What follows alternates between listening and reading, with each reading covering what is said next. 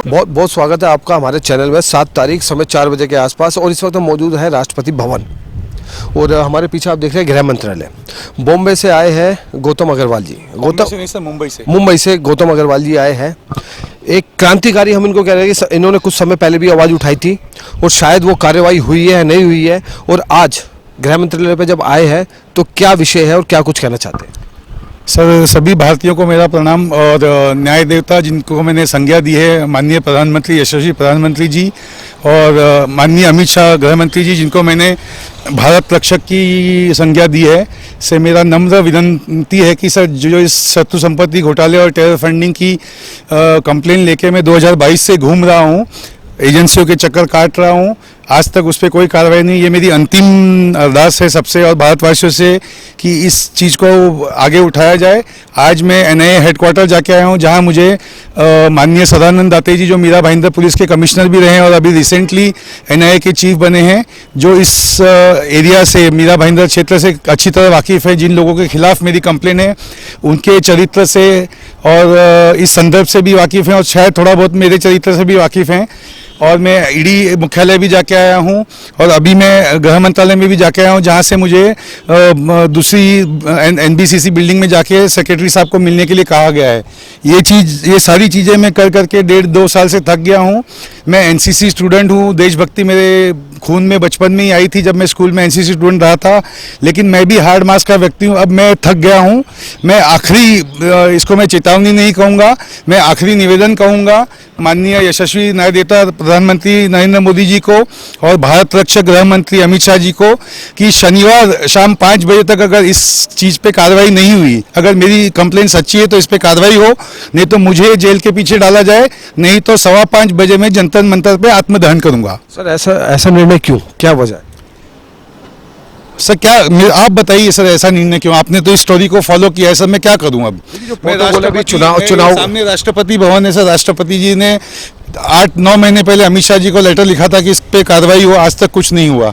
ये सामने रक्षा मंत्रालय हताश और निराश होकर अब आत्मदाह करने वाले नहीं, हताश निराश तो नहीं बोलूँगा सर, मैं इसको चेतावनी वर्ड भी नहीं बोलूँगा, लेकिन क्योंकि इलेक्शन का समय है और सब लोग इलेक्शन में लगे हुए हैं, लेकिन जितना मैंने नरेंद्र मोदी जी को समझा है, जितना मैंने अमित शाह जी को समझा है, देश सुरक्षा से ऊपर उनके लिए इलेक्शन भी नहीं है। तो मैं उनके संज्ञान में लाने के लिए ये स्टेप ले रहा हूँ कि अगर शनिवार 5 बजे तक इन चीज़ों पर कार्रवाई नहीं हुई, किसी भी एजेंसी द्वारा कोई ठोस कार्रवाई नहीं हुई, तो मेरे पास यही एक ऑल्टरनेट बचेगा, विकल्प बचेगा कि मैं आत्मदहन करूं।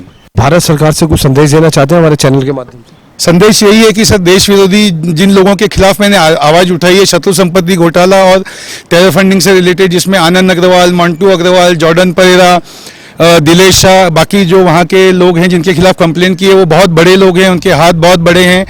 ये मुद्दा विधानसभा में माननीय महादेव जानकर जी ने भी उठाया था नागपुर सत्र में, फिर आशीष शेलार जी ने इस चीज़ को सत्यापित कर दिया कि विजय जैन जो जेपी इंफ्रा के मालिक हैं, उनके तार दाऊद भाई के भाई मुस्तकीम से जुड़े हैं, महादेव ऐप से जुड़े हैं। इतने सारे सबूत पटल पे रख के माननीय गृह मंत्री देवेंद्र फडणवीस जो कि मेरे एक बहुत अच्छे अमेरिका में स्थापित मित्र के चाइल्डहुड फ्रेंड हैं, 4th कक्षा से साथ में पढ़े हैं, जिनको मैं पर्सनली जानता हूँ, पता नहीं उन लोगों की क्या मजबूरी है कि इस पर कार्रवाई नहीं हो रही है, क्या दबाव है, मैं नहीं समझ सकता हूँ। सुप्रीम कोर्ट ने एक बार महाराष्ट्र गवर्नमेंट को नपुंसक कहा था, बट ये अधिकार सुप्रीम कोर्ट का है, मैं ये शब्द नहीं इस्तेमाल करूँगा, लेकिन मैं ये जरूर कहूँगा कि महाराष्ट्र डीजीपी जो रश्मि शुक्ला हैं वो इस चीज़ को दबा रही हैं। उनको 12 फरवरी को महाराष्ट्र एमएचए से ऑर्डर निकला है, 16 अप्रैल को निकला है, 24 अप्रैल को निकला है, फिर 30 अप्रैल को लास्ट ऑर्डर निकला है। तो भी जो मीरा भाईंदर के सीपी हैं मधुकर पांडे जी, जो इस सारे मामले में लिप्त हैं, मैं प्रत्यक्ष रूप से आरोप लगाऊंगा, क्योंकि 15-20 दिन पहले जब मैं महाराष्ट्र के होम सेक्रेटरी अनूप कुमार सिंह जी को मिला था, तब संयोगवश मधुकर पांडे जी भी वहाँ आए हुए थे, तब उनके सामने मैंने अनूप कुमार सिंह जी के सामने ये आरोप लगाया था मधुकर पांडे जी के ऊपर, जिसके लिए मैं आज भी गिल्टी फील करता हूँ, क्योंकि एक वो वर्दीधारी हैं, मैं भी एनसीसी स्टूडेंट रहा हूँ। किसी भी वर्दीधारी व्यक्ति के ऊपर आरोप लगाना मेरे लिए बहुत शर्म की बात है, लेकिन जो सच है वो तो सामने लाना पड़ेगा। वो इस सारे प्रकरण को दबा रहे हैं, छुपा रहे हैं और शायद इसमें इन्वॉल्व भी हैं। उन्होंने और मीरा भाईंदर के एक जिला अध्यक्ष ने पैसे लेके मुझ पर झूठी एफआईआर की, इस मामले को दबाना चाहा, जो नहीं दबा। कोर्ट ने जब मुझे बेल दी तो पुलिस के ऊपर बहुत संगीन आरोप लगाए, फिर भी कुछ नहीं हुआ।